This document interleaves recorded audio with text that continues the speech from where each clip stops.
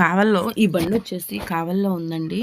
మనకి Navodaya, Shubhodaya cloth market దగ్గర ఉంటుంది. ఆల్మోస్ట్ కావల్లో ఉండే వాళ్ళందరికీ తెలిసే ఉంటుంది. ఈ బండొచ్చేసి ఇతను రాజస్థాన్ నుంచి వచ్చి ఇక్కడ పుల్కాల బండి పెట్టుకున్నాడు. నేను చాలా దిక్కులు తిన్నాను. చాలా మటుకి అంతా గోధుమ పిండి ఎక్కువ వాడరండి. మైదా పిండితోటే మనకు రోటీలు చేసేసి గ్రేవీస్, కర్రీసు సర్వ్ చేస్తారు.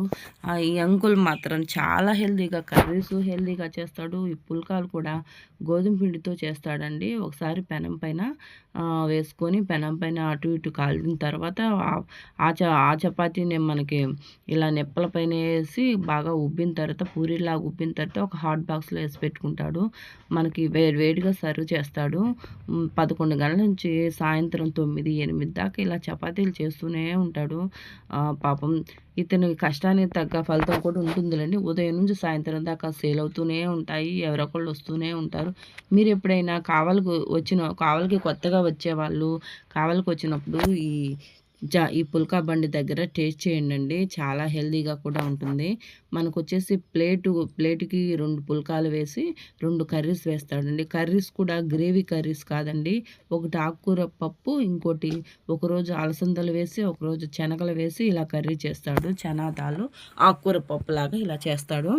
చాలా హెల్తీగా కూడా ఉంటాయి. చూడండి కర్రీస్ కూడా మంచిగా మనకి నీట్గా వాళ్ళు ఇంట్లోనే చేసుకొని తెస్తారంట. ఇతను రాజస్థాన్ నుంచి వచ్చి ఈ బండి పెట్టుకున్నాడండి. నాకు తెలిసి ఒక 7-8 సంవత్సరాలుగా ఇతను ఈ బండిని రన్ చేస్తూ ఉన్నాడు. చాలా మంచిగా సేల్ అవుతాయి. మీరు ఎప్పుడైనా వచ్చినప్పుడు తప్పకుండా ఈ కర్రీసు ఈ పుల్కాని టేస్ట్ చేయండి. చాలా బాగుంటుంది. చాలా హెల్తీగా కూడా చేస్తాడు. మనకి ప్లేట్లోకి 2 పుల్కాలు అలాగే 2 కర్రీస్ వేయించాడు.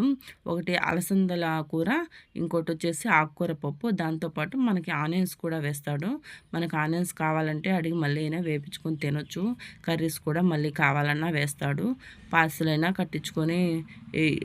అయినా మనకి ఇస్తాడు. అలాగే తినాలనుకుంటే అక్కడే మనకు స్టూల్స్ ఉంటాయి, వాటర్ ఉంటాయి, చక్కగా తినేయచ్చు. నేనైతే ఇలా 2 పుల్కాలు అలాగే కర్రీస్ వేసుకొని ఆనియన్స్ వేయించుకొని తిన్నానండి. చాలా బాగా నచ్చింది. మీకైతే వీడియో నచ్చితే లైక్ చేయండి. సబ్స్క్రైబ్ చేసుకునే వాళ్ళు ఎవరైనా ఉంటే సబ్స్క్రైబ్ చేసుకోండి. Thank you.